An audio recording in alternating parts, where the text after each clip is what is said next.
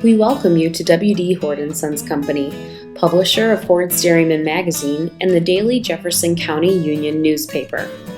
Over 60,000 readers welcome Hoard's Dairyman into their homes and offices 20 times a year.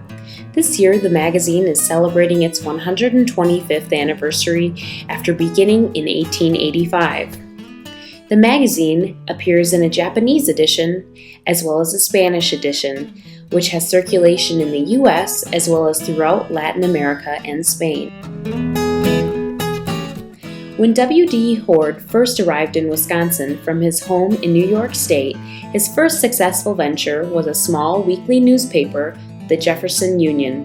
Back in 1870, many of the paper's readers were local wheat farmers who were faring poorly. Hoard was convinced that the struggling wheat farmers would succeed with the steadier income of dairying. In his own words, he preached the gospel according to the cow. The Jefferson Union began to carry features on dairy farming. Eventually, growing interest in his dairy information convinced Hoard to issue a completely separate publication. Hoard's Dairyman was launched in 1885. Hoard used the Dairyman as a forum to promote many advances in agriculture, from use of the silo to eradication of bovine tuberculosis. He purchased a farm north of the city in 1899 to demonstrate that alfalfa was a viable forage crop for the Midwest. Today, alfalfa is dairy's top forage crop, thanks to Hoard.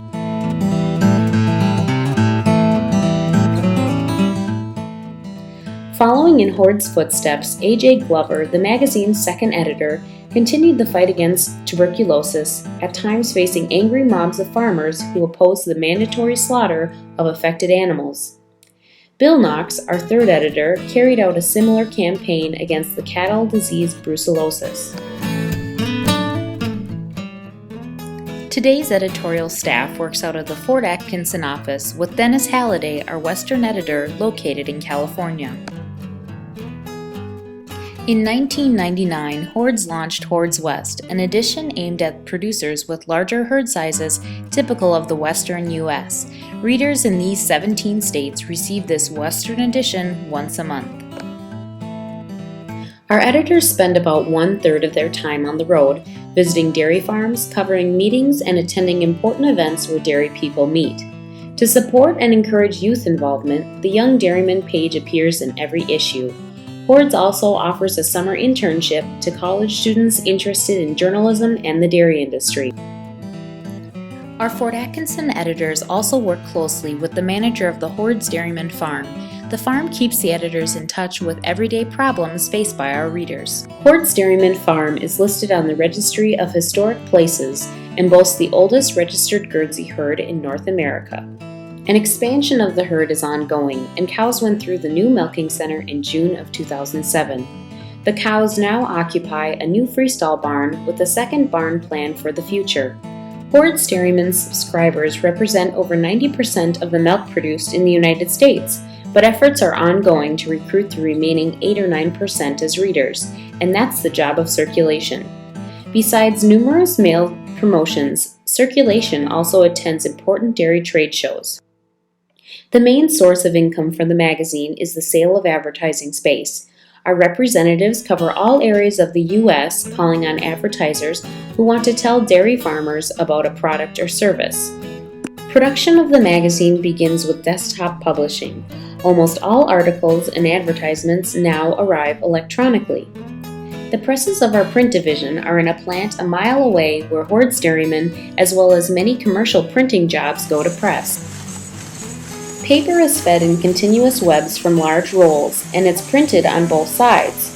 Paper travels through the press at over 10 miles per hour. Printed magazines come off press as folded sections or forms. Forms are then delivered to the bindery. Assembling the forms into the finished magazine is the bindery's job.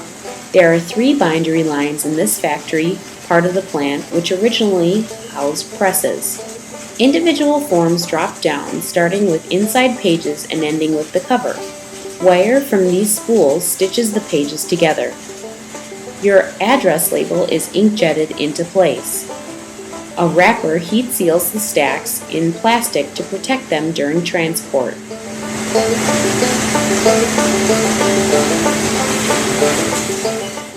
The publishing plant you are visiting today was built in 1908, almost 40 years after Hoard started his publishing venture.